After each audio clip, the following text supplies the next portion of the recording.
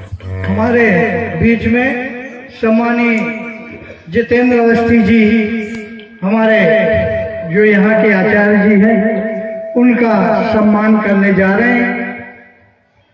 आज हम लोगों को जैसे ही टम्पाल में प्रतिवर्ष अनुसार शायद ये 5वां 6वां सम्मेलन होगा, 12वां, ऐसे छोटे से गांव में इस आयोजन के लिए पूरे 4-5 गांव के लोग एकत्रित होकर हर साल राम रस की वर्षा यहाँ होती है। ये बड़े सौभाग्य की बात है। और आज हमारे बीच में जितेंद्र अवस्थी जी ने हमारे आचार्य जी का, शास्त्री जी का स्वागत किया, क्योंकि शास्त्री जी हमारे यहाँ की यज्ञ में बहुत छोटे से यज्ञ में आचार्य जी का काम करते हैं। हमारे जितेंद्र अवस्थी जी मिले, जब टम्पाल का नाम लिया तो मैंने यार हमको भी जाना है, तो मैंने कहा जरूर चलेंगे वहां पर। सभी हमारे जितने भी लोग बैठे हैं सभी परिचित के लोग हैं, परिवार जैसे लोग हैं, चाहे खेरी, चंपाल, कुशली, इमलिया, कूड़ा, करैया, उमरिया, मानेगांव, और सभी लोग यहाँ हमें नजर आ रहे हैं। और भी दूर दूर के लोग भी ऐसे धर्ममयी कार्यक्रम का आनंद ले रहे हैं। तो अभी हमारे जितेंद्र अवस्थी जी से भी मैं कहूंगा कि 2 शब्द जरूर बोले।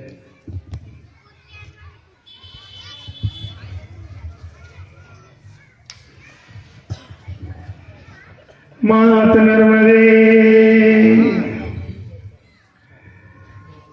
आज बड़ा भाव विभोर हूँ कि आप सबके बीच में यहाँ आने का अवसर प्राप्त हुआ, और क्योंकि हम जाति से ब्राह्मण हैं, इसलिए हमारे कर्मों में ब्राह्मणों की अनुभूति न हो, यदि स्पष्टता न हो तो यह उचित नहीं होगा। जैसा कि यह मंच है, बार बार नर्मदा जी का स्मरण हो रहा है, ध्यान हो रहा है, तो हम नर्मदा जी के स्मरण से ही इस बात को शुरू करेंगे कि नर्मदाय नमो प्रातः, नर्मदाय नमो निशि, नमस्तुभ्यं नर्मदे देवी त्राहि मां भवसागरा। हे माता नर्मदा, हम आपके चरणों में अपना शीश नवाते हैं। आशीर्वाद से हमें इस भावसागर से पार करें।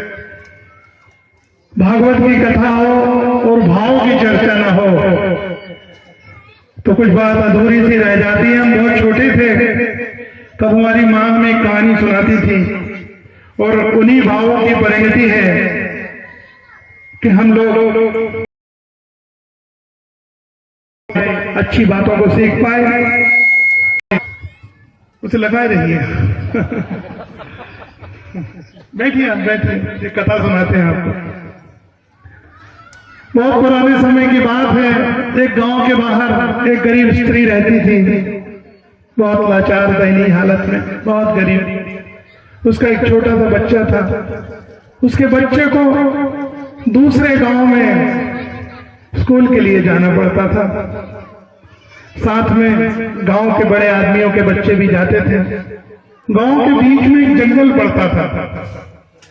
जब बच्चा जंगल पार करता तो छोटा सा बच्चा था, उसे इन बातों से डर होता, भय होता। लौट के अपनी माँ से कहता कि माँ, जब मैं रास्ते पर जाता हूं तो मुझे डर लगता है, तो मुझे रोज जंगल पार करा दिया करें। माँ ने कहा कि बेटा, हम बहुत गरीब लोग हैं, हमारे पास खाने की भी व्यवस्था नहीं है। यदि मैं तुझे जंगल पार कराने जाऊंगी तो फिर मजदूरी ना कर पाऊंगी, और मजदूरी ना कर पाऊंगी तो तेरा पेट कैसे भर पाऊंगी, इसलिए तू तो चला जा। बेटा ने कहा कि माँ, गांव के कुछ बड़े लोग जिनके बच्चे बैलगाड़ी से या अन्य बातों से यहाँ से जाते हैं, मुझे उनके साथ भेज दिया कर। माँ बोली कि बेटा, वो तुझे ना ले जाएंगे। समाज में जो दूरियां बनी हुई हैं वो तुझे साथ ना जाने देंगे। फिर भी तू कहता है, तू जिद करता है, तो मैं तुझे चलती हूँ। मैं बड़े आदमियों के पास भी बड़ा निवेदन किया, विनय किया कि मेरे बच्चे को आप ले जाया करें। कोई माना नहीं। अंत में माँ को कोई रास्ता न सूझा तो माँ ने उस बच्चे से कहा कि एक काम करना, मेरे भाई हैं रिश्ते के, मोहन भैया जिन्हें ये जो फोटो लगी है ना, भगवान कृष्ण के पास ही फोटो लगी थी, उन्होंने कहा कि ये मेरे रिश्ते के भाई हैं और तू जब जंगल के मुहाने में पहुंचे तो इन्हें मोहन भैया को याद कर लिया कर, ये आएंगे और तुझे जंगल पार करा देंगे। मां ने इस बात को कह के जैसे अपने बच्चे से पीछा छोड़ा लिया, पर बच्चा तो बच्चा ठहरा। जब वो जंगल के मुहाने पर पहुंचा और उसे भय लगा जानवरों का, अन्य चीजों का, तो उसने अपनी माँ की बताई हुई बात का अनुसरण करना शुरू किया और कहा कि हे मोहन भैया, मुझे बहुत डर लग रहा है, मुझे जंगल पार करा दो। फिर क्या था, वे परब्रह्म परमात्मा, वे दीन दुखियों के रक्षक, जिन्हें यजुर्वेद कहता है कि उन सहस्त्र से का पुरखा सहस्त्राक्षा सहस्त्र बात सबों में गुण सर्वाधिकृत दशंगुलम, वे हजारों सिर, हजारों पैर, हजारों भुजाओं वाले परब्रह्म परमात्मा जो प्रत्येक जीव के हृदय में निवास करते हैं, तत्क्षण उपस्थित हो गए। और उपस्थित क्या हुए, एक मुरली लिए हुए आदमी वन के पार छोड़ देता है, बालक स्कूल चला जाता है। अब तो बालक को डर ही ना लगे, बेटा क्या हुआ? बोले कुछ नहीं, मोहन भैया मिलते हैं और वो मुझे रोज पार करा देते हैं।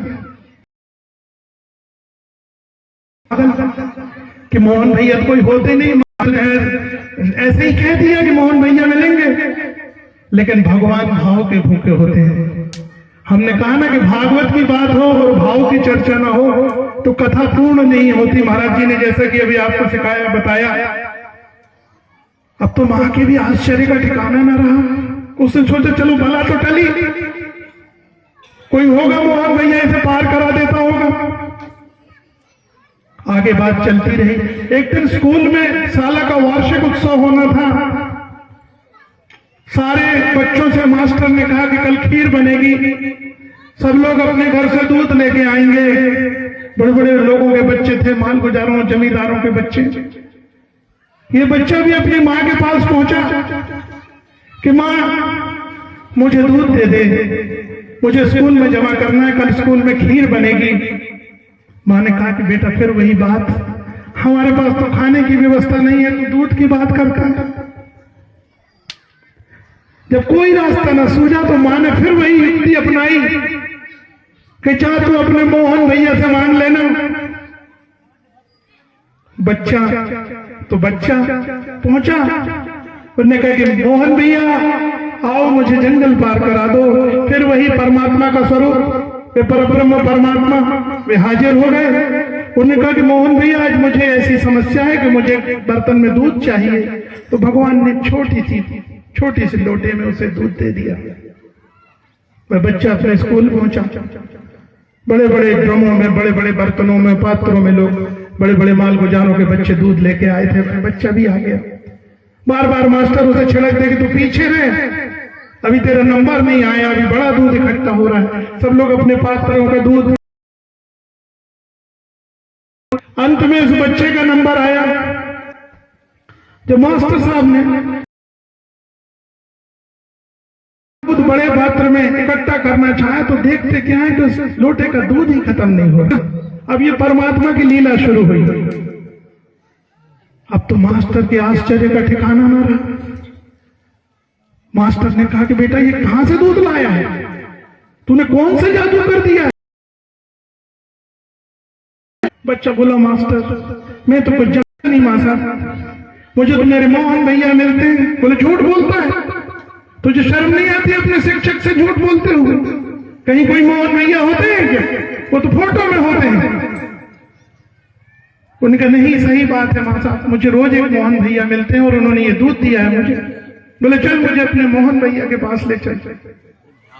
मास्टर ने कहा चलिए। जब उस बच्चे को लेकर जंगल के मुहाने पर पहुंचे तो देखते क्या है कि पता का आवाज लगा तू अपने मोहन भैया को। उसने फिर आवाज लगाई मोहन भैया। फिर परमात्मा उपस्थित। बोले कहां है वहां से? बोले ये तो खड़े हैं, लेकिन मास्टर की आंखों में तो काम, क्रोध, मद, लोभ की पट्टी बनी हुई थी। जो भाव से युक्त होकर परमात्मा के पास नहीं आते, उन्हें कभी परमात्मा उपलब्ध नहीं होते। मास्टर पूछे कहां है बच्चा? का ये सामने खड़े हैं, आपको नहीं देखते तो मैं क्या करूं? इस कथा से मेरी मां ने मुझे बचपन से सिखाई है, मैं बिल्कुल सत्य बता रहा हूं आपके सामने। और इस कथा के माध्यम से सिर्फ यह संदेश है कि यदि आप सब कथाओं में, व्यवस्थाओं में, अथवा जीवन के किसी भी पहलू में, चाहे वह यज्ञ हो, चाहे नर्मदा जी की पूजा हो, यदि भावना से युक्त होकर पूजा नहीं करेंगे तो कभी परमात्मा की कृपा प्राप्त न कर पाएंगे। आप सबसे निवेदन है, आप सबसे मेरा हाथ जोड़ के निवेदन है कि अपने भाव से उस परमात्मा को जोड़ें, अपने अंदर ऐसा प्रभाव पैदा करें तो जन जन की सेवा तक जुड़े। क्योंकि वेद फिर वही आता हूं जो मैंने अभी यजुर्वेद की बात कही थी कि यजुर्वेद के रुद्राष्टाध्याय के दूसरे अध्याय का पहला मंत्र कहता है कि ओम सहस्त्र शीर्षा पुरखा सहस्त्राक्षा सहस्त्रपाद सभूमि गुण सर्वासृत दशंगुलम। वे हजारों सिर, हजारों पैर, हजारों भुजाओं वाले परब्रह्म परमात्मा प्रत्येक जीव के शरीर में नाभि से 10 अंगुल ऊपर हृदय में रहते हैं, जिनका स्वरूप है चंद्रमा मनुष्य जात, चंद्रमा के समान मन वाले। चंद्रमा मनुष्य जात रक्षो सूर्यो अजाय था, सूर्य के समान नैन है जिनके। श्रोता वायुष्य प्राणस्य, संसार की समस्त प्राणवायु जिनकी प्राणवायु है। मुखार परब्रह्म परमात्मा प्रत्येक जीव के हृदय में रहते हैं। तो जीवात्मा की सेवा, सच्चे भाव से परमात्मा की सेवा ही सच्ची भक्ति है। मैंने जो सीखा था आज आप सबके बीच में बांट पाया।